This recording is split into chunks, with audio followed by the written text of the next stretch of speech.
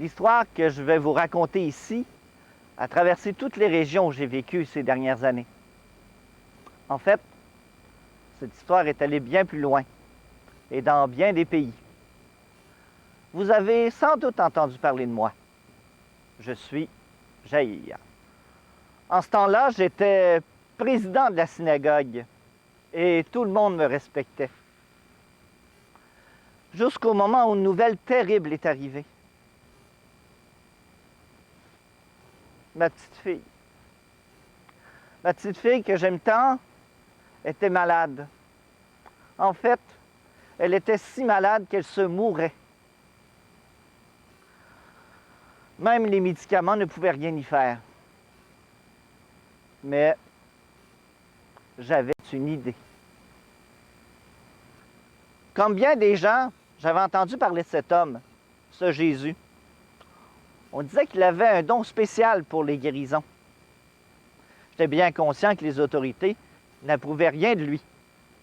J'avais même vu de nos dirigeants tenter de le prendre au piège pendant qu'il enseignait. Ils auraient voulu se débarrasser de lui.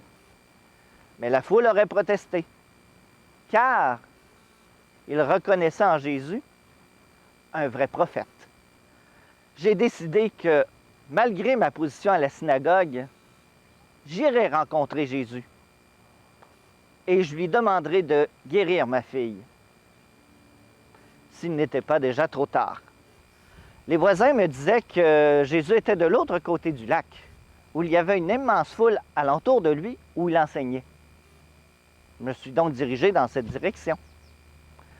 Et les gens, sachant qui j'étais, s'éloignaient de leur chemin pour me laisser passer. Quand je suis arrivé à Jésus, je me suis jeté à ses pieds et je l'ai supplié de guérir ma fille. Il n'a rien dit, mais il m'a suivi. Les gens se pressaient les uns les autres et lui pouvait à peine avancer.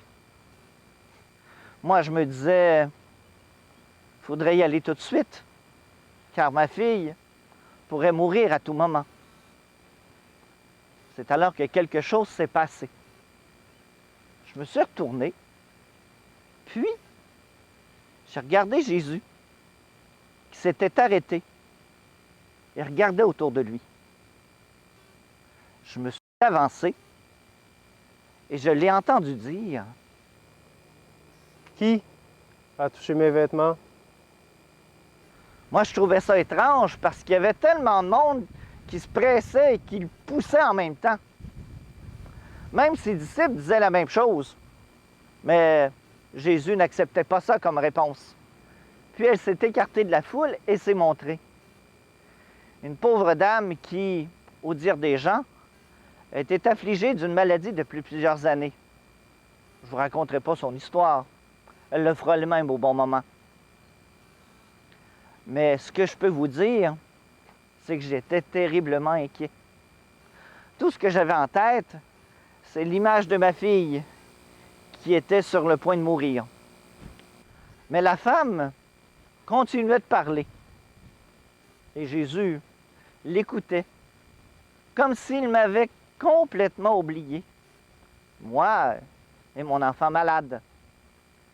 Il me semblait que ça s'éternisait. Puis tout à coup, Jésus m'a regardé. Il s'est remis à me suivre. Il n'avait pas oublié après tout.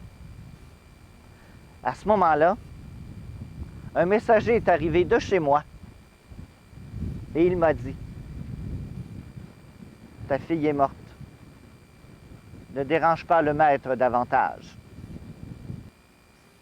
C'était fini. Il était trop tard. Mais Jésus, qui avait entendu le messager me parler, me dit: N'aie pas peur, aie seulement la foi. Comment pouvait-il dire de telles paroles? Après tout, ce n'était pas fini. Ma fille était morte. En marchant vers la maison, je me disais, si cette femme n'avait pas retardé Jésus, sans doute que ma fille serait encore en vie. En arrivant, j'entendais les pleurs et les lamentations. Même les joueurs de flûte étaient là, comme c'est la coutume. Jésus dit, « Ne pleurez pas. Elle n'est pas morte, elle dort seulement. » Jésus renvoya tous ceux qui étaient dans la chambre, y compris ses disciples. Il permit seulement à 3 d'entre eux d'y demeurer, Pierre, Jacques et Jean. Et puis, mon épouse et moi. Il ne voulait laisser entrer personne d'autre. Puis, il s'avança vers la chambre où ma fille était étendue. Il lui prit la main et lui dit, « Jeune fille, lève-toi. »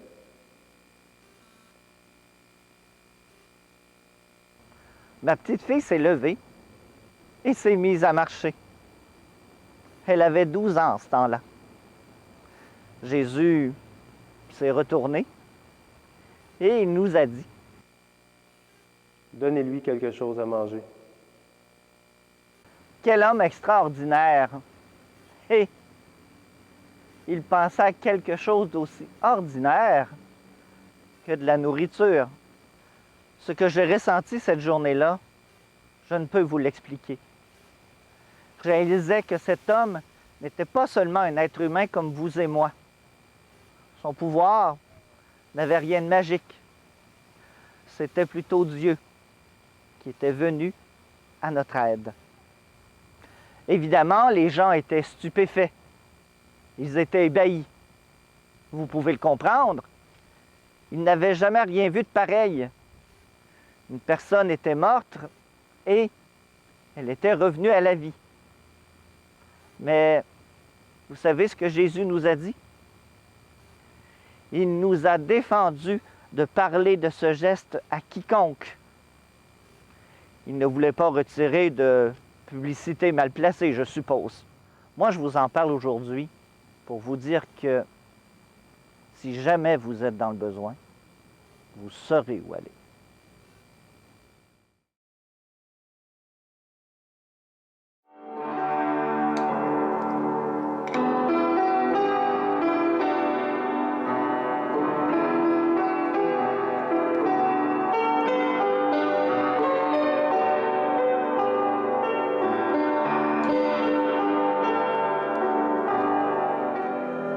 Sur l'autre rive où tu nous mènes, la pleine vie sera donnée. Un au-delà de mort humaine, que nous vivons dans ta clarté. Autour de toi, Seigneur, la foule se rassemble, et chacun a pour toi un visage. Ta voix nous parle au cœur, tu combles nos attentes, notre soif d'aborder ton visage.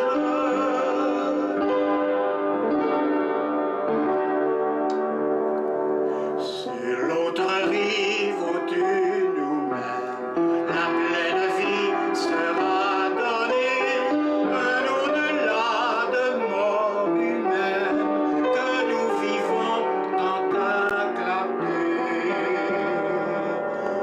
Pour son enfant qui meurt, Jaïr se prosterne, que tes mains sans tenter la guérissent.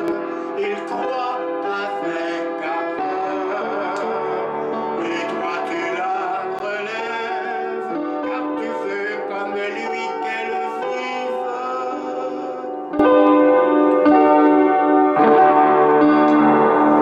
Sur l'autre rive où tu nous mènes, la pleine vie sera donnée, un au-delà de mort humaine, que nous vivons dans ta clarté.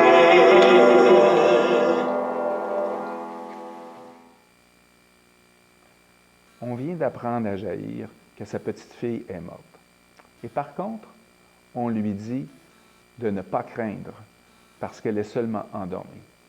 À sa place, l'auriez-vous cru? Pour ma part, je ne suis pas certain que j'y serais arrivé. Et par contre, la petite est revenue à la vie. Il y a des situations où on dit « c'est fini, un point c'est tout ». Il n'y a plus rien à faire. Humainement parlant, possiblement, on a pris tous les remèdes, on a visité les spécialistes, on a essayé tous les traitements, la médecine moderne ou les remèdes naturels, mais rien n'y fait. On a possiblement même essayé de prier, mais encore une fois, sans résultat. Que reste-t-il donc? L'abandon. L'abandon à celui qui peut faire jaillir la vie de la mort. Il ne reste vraiment rien d'autre.